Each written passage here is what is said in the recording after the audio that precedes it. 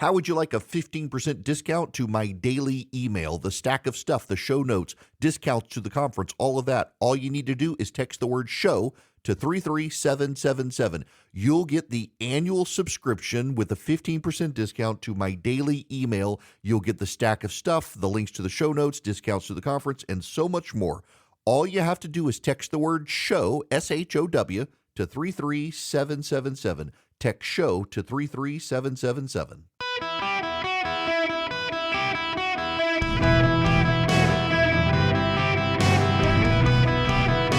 Welcome to the Eric Erickson Show podcast, Hour 3. Ladies and gentlemen, boys and girls, welcome. It is the third hour of the Eric Erickson Show here nationwide. The phone number, 877-973-7425, should you wish to be on the program. Delighted to have you. If you text the word donate to 33777, I'd appreciate it, because I got a great group out there called Help the Persecuted. And this time of year, they're spending an enormous amount of time overseas in the Middle East helping persecuted Christians. And with the fall of Syria, there are a lot of people to help. It's a great, great cause. If you text donate to 33777, I'll send you the link. And also, if you text Eric, E-R-I-C-K, to 33777, we'll be doing the show. I will be doing the show on Tuesday next week, on Christmas Eve. In most parts of the country, it'll re-air on Wednesday for Christmas. Some stations, I think, go all day Christmas music, but those that don't, you'll have it in. If you text Eric to 33777, you'll be able to get the live stream of it on Christmas and Christmas Eve. In fact, we'll start airing it on the live stream at noon on Christmas Eve. It'll repeat until noon on the 26th, so you'll be able to get the Christmas show. I gotta read you some headlines here. These are all from Andrew Friedman at Axios. He was one of their energy climate reporters. Here's headline: 2023-2024 climate change records defy scientific explanation. The year is closing out with more global temperature records that, in aggregate, largely defy what many climate scientists expected for 2024. Among the potential factors driving this year's as well as 2023's record warmth is the unsettling possibility that global warming is accelerating and the planet's climate behaving differently than expected. If so, the climate scenarios that form the basis for countries' decarbonization goals could be faulty, with higher warming levels and greater societal consequence likely to arrive sooner than expected. According to Copernicus data, that is the Copernicus Climate Change Service, November was the 16th out of the past 17 months during which global average surface temperatures exceeded the 1.5 degrees Celsius target relative to pre-industrial temperatures. Here's the next one. Again, Andrew Friedman at Axios. This one's from 6 hours ago. Warm winter days surge across Europe, North America, and Asia. Winters are rapidly warming across the northern hemisphere because of human emissions of greenhouse gases from burning fossil fuels, a new report shows. This is now being seen in many more days with temperatures above freezing. Many warm winter days mean fewer opportunities for winter recreation and can have knock-on effects on water supplies during the following warm season. Climate change has added at least an additional week of winter days with temperatures above freezing each year during the past decade in more than one-third of 123 countries analyzed. The analysis compares recent trends with what would be expected to occur in a world without increasing amounts of heat-trapping greenhouse gases. You know, one of the things that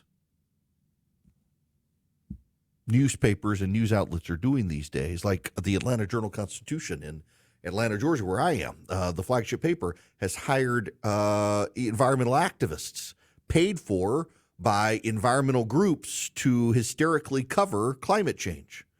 So they're using nonprofits to hire climate reporters to hysterically cover climate so that everybody knows there's climate disaster coming. It's all a bunch of left-wing environmental groups paying these reporters salaries, and they disclose it at the bottom that this coverage was subsidized by, covered by, sponsored by left-wing activist group that we're not going to tell you is a left-wing activist group, but it's happening. It's what they do with the trans issue as well. They get a bunch of reporters in newspapers across this country and news outlets who come from left-wing interest groups who report on these left-wing issues from a left-wing perspective. And the news media gets to the left of everybody on this stuff. But the climate one is most hysterical. Now, I want to go back to the first one I read. And again, this is from Axios. This is from yesterday. New data from the NOAA, NASA, and the EU's Copernicus Climate Change Service show the planet had just had its second warmest November on record. According to the data, November was the 16th out of the past 17 months during which global average surface temperatures exceeded the 1.5 degree target relative to pre-industrial temperatures. Separately, the National Oceanic and Atmospheric Administration found that so far this year, 6 continents have had their warmest temperatures on record for the year so far, while Asia has ranked second warmest. We have no idea. Listen to this sentence. At the American Geophysical Union conference in Washington last week, top climate researchers discussed how to account for the steep, as yet incompletely explained warming spike seen during 2023 and 2024. It's hysterical. It's alarmist. It's scary. However, as I noted on radio way back when, on January 15th, 2022, the Hunga Tonga Hunga Haiape volcano in the Pacific exploded. The volcano triggered tsunamis in the South Pacific. It sent a massive plume of water vapor into the stratosphere. And throughout 2023, scientists had increased the estimates of how much water vapor went into the stratosphere. Originally, scientists thought 50 million metric tons of water went into the atmosphere. Now, they've revised it to 150 million metric tons, which equates to, get this, 40 trillion with the T gallons of water injected into the stratosphere. From January of 2022 to the summer of 2023, scientists produced papers warning that we were going to get hot on the planet and that global temperatures could exceed 1.5 degrees Celsius. Now, when I originally pointed that out, a left-wing reporter named Rachel Friesen, decided to fact-check me and say, there was no guarantee this would be the case, but I want to read you the headlines. I've done this before. Just bear with me. This is what NASA said on August 2nd, 2022. The huge amount of water vapor hurled into the atmosphere as detected by NASA's microwave limb sounder could end up warming Earth's surface. This is NPR, August 3rd, 2023. Tonga's volcano sent tons of water into the stratosphere. This could warm the Earth. The violent eruption of the Hunga Tonga Hunga Haiape volcano injected an unprecedented amount of water directly into the stratosphere. The vapor will stay there for years, affecting Earth's climate, scientists say. The New York Times, September 22nd, 2022. Scientists say water vapor injected into the stratosphere by the volcanic eruption in January of 2022 may have a slight, though temporary, warming effect. Live Science, September 24th, 2022. The explosive event increased atmospheric water by 5% and could warm the Earth for years. Space.com, November 3rd, 2022. The cloud rose so high that scientists had to explore unusual methods to infer its peak altitude. Nature, December 19th, 2022. Major volcanic eruptions are well-known drivers of sudden climate change. The effect of the recent major eruption of Hunga Tonga Hunga submarine volcano on the January 15th, 2022 may be very different from that of prior eruptions. The warming event may last for up to 3 decades. New Scientist, January 12, 2023. The massive eruption of a Tongan volcano in January 2022 has made it more likely we will exceed 1.5 degrees Celsius global warming within the next 5 years, but the effects should disappear by 2035. Carbon Brief, January 15th, 2023. The eruption of Tonga's underwater volcano in 2022 may cause global temperatures to rise, raising the risk that at least 1 year in the next 5 will exceed 1.5 degrees Celsius warming threshold. Phys.org, January 25th, 2023. Models show the Tonga eruption increases the chance of global temperatures rising above 1.5 degrees Celsius.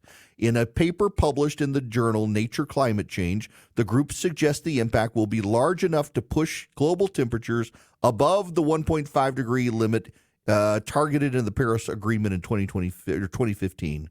Here's Forbes from January 30th, 2023. Year-old Tonga eruption to keep global weather wild for years. The problem is the blast emitted 50 million metric tons of water into the atmosphere, an increase of 5%. In turn, that will mess with climate. And on they went. So let's get back to today's hysteria from Axios. The year is closing out with more global temperature records that in aggregate defy what climate scientists expected. Among the potential factors driving the year's record warmth is the unsettling possibility that global warming is accelerating and the planet's climate behaving differently than expected. If so, climate scenarios that form the basis for countries' decarbonization goals could be faulty. Notice there is no mention of the volcano. It was all over 2022 and 2023, and now suddenly we have no idea. We have no idea. You know what? Maybe we got things wrong, and maybe industrial nations need to cut back even more quickly. It's all fear scenario. Scientists predicted after this volcano put 150 million metric tons of water in the atmosphere. Remember, the initial reports, even some of the headlines, said 50 million, and they've revised it to 150 million metric tons, 40 trillion gallons of water spread out across the atmosphere. Water is a known global warming agent. Water is known to trap heat. Global temperatures were widely predicted to go above 1.5 degrees Celsius because of this massive volcano spewing that much water into the atmosphere. And now the climate actors are like, we have no idea what's causing it. We may have to do more and get industrial countries to shut down quicker. Never let a crisis go to waste. Democrats, when kids are killed in a school shooting, immediately rush for gun control. Never mind that the proposals that they put forward would not have stopped it. When the world gets warm because of a volcano, the climate scientists do the same thing. Never let a crisis go to waste. They rush forward with ambitious goals to punish the West. Notice India, Brazil, Russia, India, China, none of them are going to follow this stuff. The BRIC countries, they're not going to follow it. China is not going to scale back. The United States right now produces less carbon emissions than we did in the year 2000. 25 years later, we're producing less than we were in 2000. China, not so much. But do the Chinese care? No. They give lip service to the communist environmentalists who bend over backwards to fawn over the communist Chinese and say it's those evil capitalists. We need command and control economies. They're not letting this crisis go to waste. And this crisis isn't a crisis. It was predicted in 2022 that what is happening right now would happen. And even the reporters who cover, like, we have no idea. They have memory hold a massive volcano because they hate you and capitalism and wish to destroy our economy. Welcome back. It is Eric Erickson. The phone number 877-973-7425. William, you're going to be the next caller today. Welcome to the show. How are you? Fine. How you doing? Great. What's going on?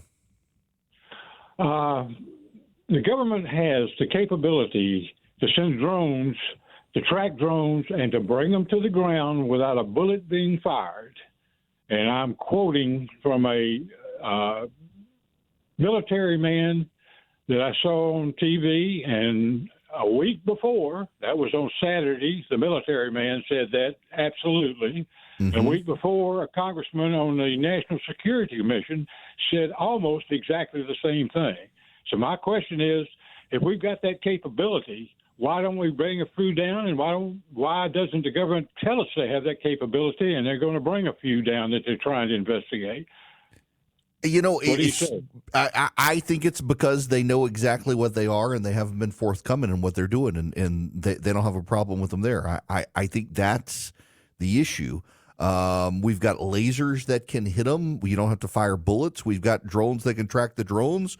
We've got ways to get these drones, and the government's not doing it, which suggests to me they aren't worried about it, don't have a problem with it, and know what they are. And now the FBI, by the way, literally as I'm sitting here talking, the FBI has just released a public reminder to not shoot at drones in New Jersey.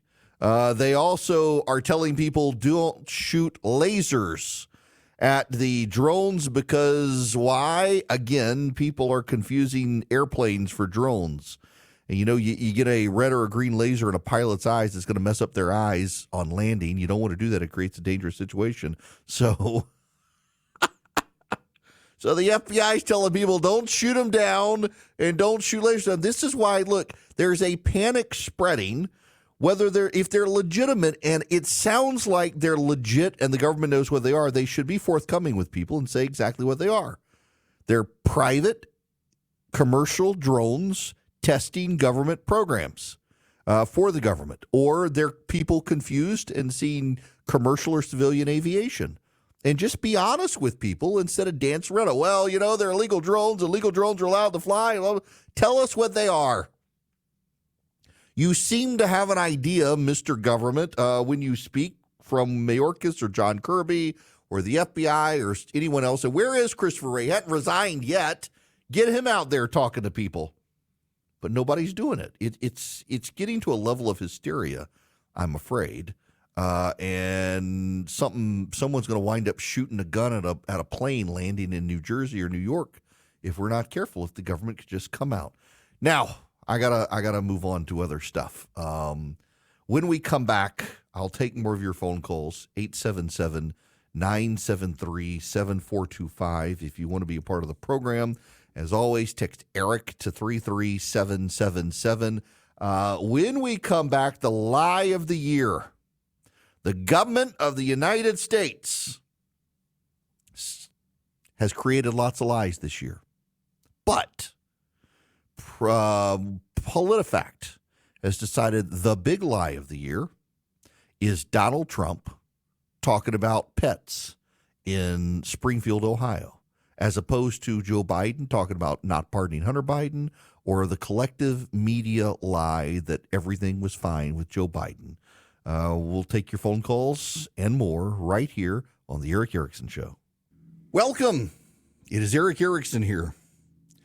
I have to report,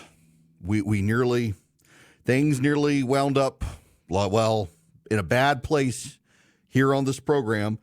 I'm a little out of breath. Had to go to the bathroom. Went to the bathroom. Only after I was finished using the bathroom did I discover no toilet paper. None. It's very bad. I literally got back. You know, that voice that was just telling you welcome back to the Eric Erickson Show? That's when I sat down in the chair, catching my breath here. A little bit of a panic, but it's okay. The next stall, thank God, had toilet paper. Good gracious. What a way to end the show today. Dead air because your host is trapped in a bathroom without toilet paper. Wasn't expecting that. A little out of sorts now, but I'm back. I can begin to take phone calls here. Bart, you're going to be up next. Welcome to the show. Okay, Bart, I just got to tell you, I got to tell you real quick. I'm looking at the call screen. I got Bart, Bob, and Brad all on hold. We got the bees today. Welcome. I've got to really disagree with you on your call about the big lie. It's not the dinner menu of Haitian immigrants or Biden with the politicization of the Democrat-controlled Justice Department, but not against the Republicans. But the widespread media lie and cover-up, and supported by all Democrat politicians, of Biden's mental decline and his, look at the consequences of that since June 27th. I mean, you had a candidate thrown out. You had another candidate stuck in there claiming they're for democratic values. And how many million of people, 14 million Democrats, didn't get their votes to count in the primaries? I mean, by and far, that's got to be one of the biggest lies that has truly come out against our democracy and republic. Yeah, look, I actually think there's something to that. I notice that it is PolitiFact, which is an outlet of the media. You will also note, I think I can say this, that when news outlets lost their credibility, the first thing they did to try to get their credibility back was to establish fact checkers who would just reiterate their narratives, whether they were true or not. So, for example, when Sarah Palin said that there would be death panels in Obamacare, and there were until she exposed them, they said that was a lie, and it turned out to be true. When Barack Obama said you can keep your doctor if you like your doctor, they said that was true, and then it turned out to be a lie. And time again, PolitiFact and other fact checkers out there routinely point out that something Republicans say is a big lie, even when it's true. And when Democrats say something that's a lie, they say it's true. Go back to this volcano. I pointed this out and had a fact checker come after me, not because I was wrong, but because at the time the scientists were still not as insistent as I was that it was true. And now all the scientists have come out and said, yep, actually the volcano is having a lot to do with it. And these members of the media who dismissed it all away as nothing have nothing to say now. They're all surprised by what they're seeing in the world, something that I told you was going to happen because of the volcano. And they said, no, you're wrong. And I was right. And they just can't remember it all of a sudden. Daniel Dale is back at CNN. He's been in the witness protection program, I guess, for most of the Biden administration. They didn't bother fact-checking Biden as rigorously as they would Trump. And, that's the other thing, too. So one of the things that bothers me about the fact-checkers is Donald Trump is a man from Queens, New York, who often speaks like a man from Queens, New York, and the media loves to fact-check this. I can't believe Donald Trump would say something like that. He spoke just like a dude in the comment section would from Queens, New York, and the media's like, we must fact-check that. Donald Trump likes to use hyperbole. It's always the best. It's the greatest of the great. It's the best of the best, or the worst of the worst, the terrible, low-down scum of the earth. And that's the way people talk, particularly from Queens.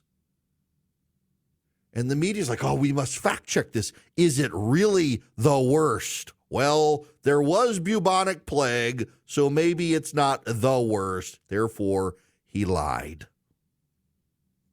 They can't help themselves. They've discredited themselves. And the fact that for 4 years they've lied to cover Joe Biden's condition, they have lied about Joe Biden's cognitive decline, they've lied about the Biden family, they lied about Joe Biden and pardons, and now they're deciding that their lie of the year is actually an intentional distortion of the record. And by the way, J.D. Vance admitted as much. It was designed to cause the media to have to cover what was actually going on. And they're saying this is the lie of the year because they never want to hold themselves accountable for their own lies. The media wants to hold everyone accountable except themselves, which is one reason they're all going out of the business. I don't know if you've seen CNN and MSNBC's ratings, but they're in the gutter. Fox News has actually gone up in viewers. MSNBC and CNN have collapsed. Why? Because people are tired of the arrogance of a media that lacks humility. And CNN and MSNBC, and I have a lot of friends at CNN and I like the network, but that is a network that has gotten very arrogant and does not like to admit when it's wrong and does not like to show humility in its coverage. And it's a problem. All right, Bob, you're going to be up next. Welcome to the show, Bob. How are you? I'm doing great, Eric. And you? I'm well. Good.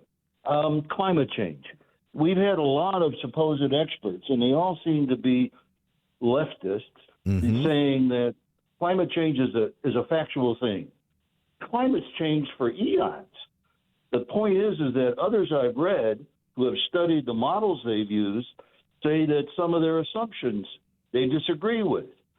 I would like to see this resolved somewhat and see maybe that a federal commission could be established, nonpartisan, climatologists, volcanologists, geologists. They look at it and say, yes, climate change is or isn't, to what degree, and also what is the U.S. doing, and will it affect the climate change that's occurring globally or not? Look, I would like for them to do this, but you know and I know they'll get a bunch of socialist partisans out there to doctor it up with whatever they want to say. And, you know, I got to admit, I am at this point in my life willing to say I think that humanity plays a role in the climate. Why? Because we are a symbiotic system of living creatures, both plant and animal, who together shape our climate. So, yes, I think we play a role. And there are billions of us, and we produce industrial equipment and industrial pollution and all that. That being said, we're also on a little blue orb that is circling a giant nuclear reactor that is itself circling a giant black hole. And we, on our planet, none of us have ever been alive when our sun is at the position it is around the Milky Way, around the black hole at the center of the Milky Way. We don't know. We have no records.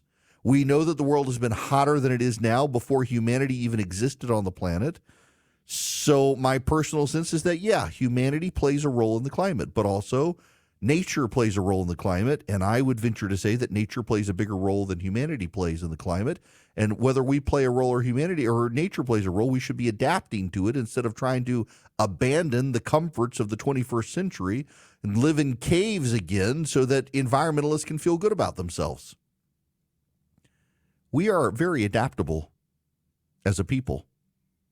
No one is predicting the world is going to be so hot that we're not going to be able to survive it. So adapt to it. Just adapt. We got plenty of ways to adapt to the climate changing. We might as well adapt to it. Should we be good stewards of the earth? Absolutely. I'm not saying just pollute willy-nilly. We should be good stewards. God gave us a planet. We should be taking care of it. Leave it better than we found it. At the same time, God also gave us fossil fuels. He gave us dinosaurs. This is the genius of the Lord God Almighty, creator of heaven and earth. He gave us dinosaurs on like the 5th or 6th day.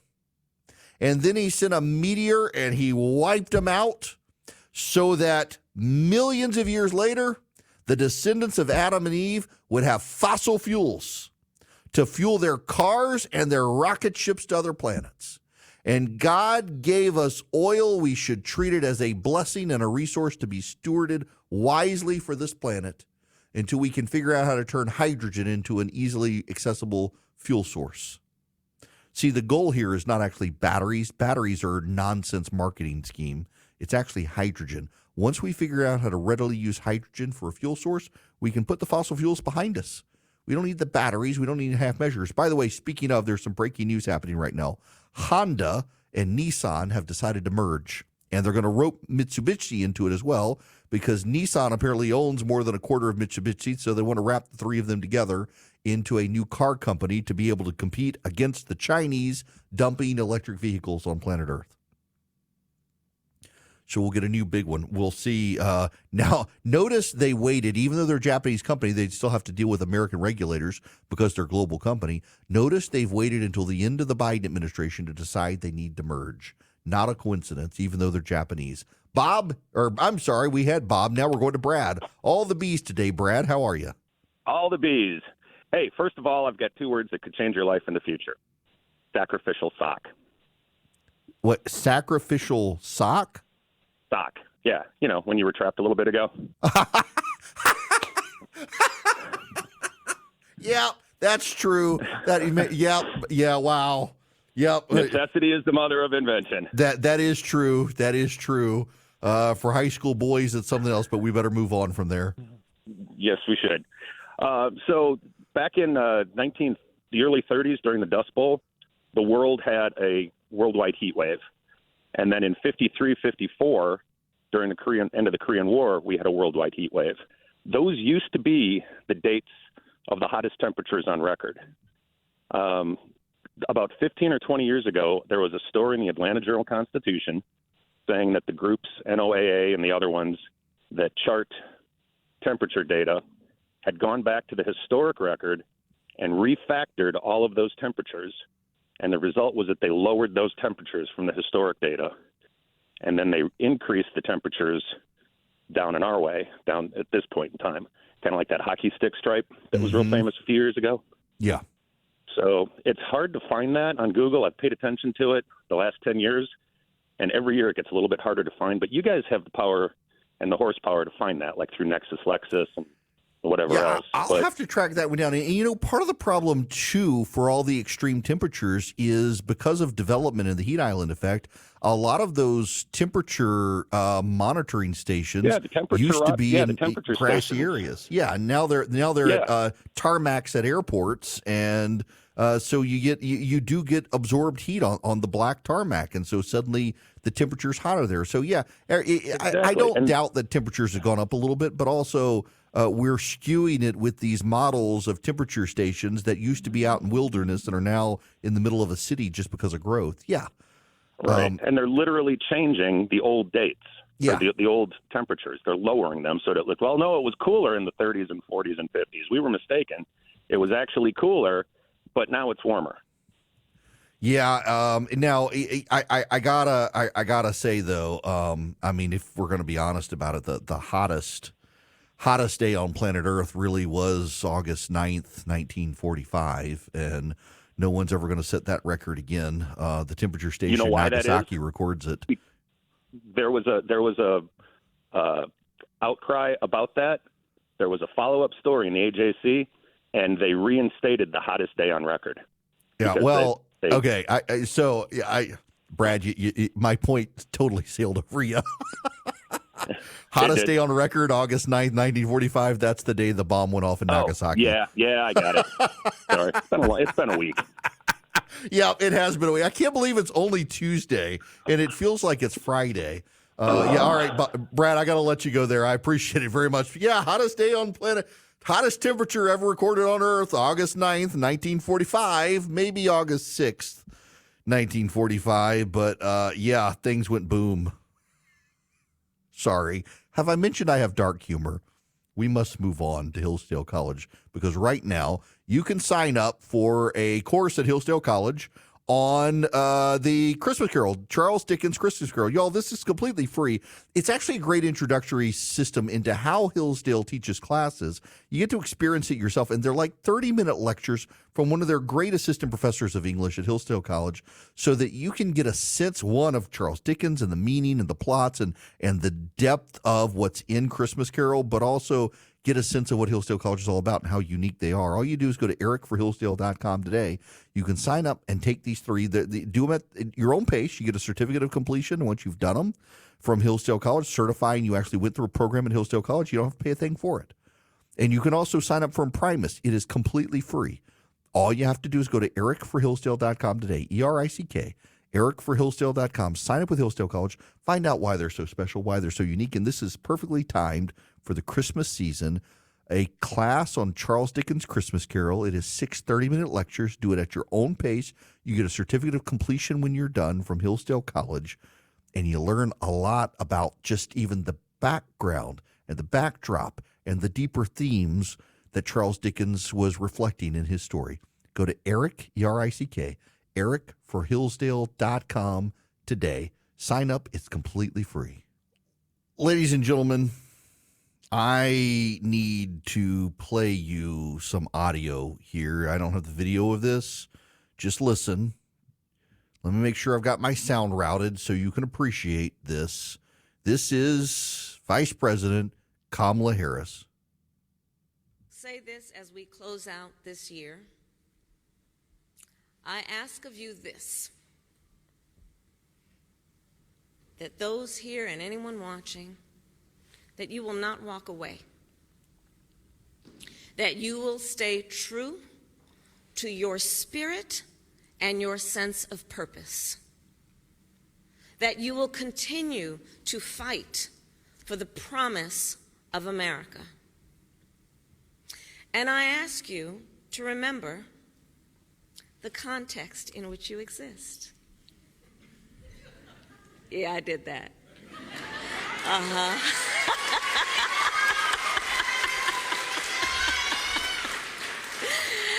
I ask you to remember that this struggle is not new. It goes back nearly 250 years to Lexington and Concord. Generation after generation, it has been driven by those who love our country, cherish its ideals, and refuse to sit passive. I can't believe someone like that lost. Wow. That's just not good. It's not good writing. It's not good delivery. She takes herself too seriously in that, but the context in which you live, just, my gosh. Kamala Harris was not a good candidate. You know, they're now debating whether or not she should run for governor in California in 26 and lay some groundwork in an election there to then run for president in 28. And some are arguing that she can't do 26 and be California's governor because that would then forestall her ability to run for president. I wish she would run again. In all seriousness, I hope Kamala Harris runs for president again so people can see just how bad a candidate she was, because otherwise she allows this mythology to escape that, oh, she only had 170 days. There was nothing she could do. She could have done a lot. She was just a terrible candidate. And people want to rewrite 2020, so let's have a do-over in 28 against Vance, and people can be reminded what a horrible candidate she was, who took herself too seriously and never did the work for the job.